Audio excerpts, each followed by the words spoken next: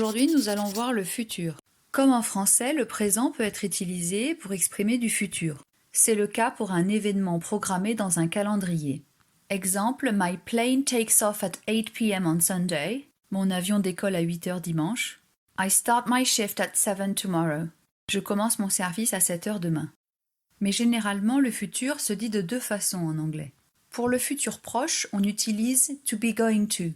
Si vous dites I'm going to eat now, vous dites je vais manger maintenant. Pour un futur plus lointain, on utilise will. Will est suivi de la base verbale, c'est-à-dire du verbe sans to. Et donc si vous voulez dire je mangerai plus tard, ne t'inquiète pas, don't worry, I will eat later.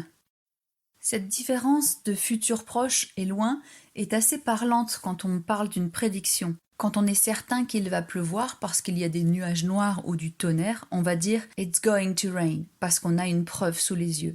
Si la prédiction est plus incertaine, on va utiliser plus « will ». « I think it will rain this weekend ».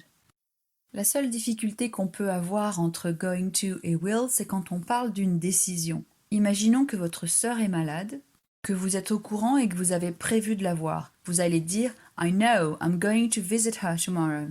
En revanche, si on vous l'apprend et vous n'étiez pas au courant et que votre décision, vous la prenez au moment où vous parlez, vous allez utiliser plutôt will. Oh, I didn't know, I'll visit her tomorrow. Enfin, will ne s'emploie pas après des conjonctions de temps telles que when, as soon as, while. Dans l'exemple « je ferai la fête quand je serai diplômé », vous dites en anglais « I'll celebrate when I graduate ».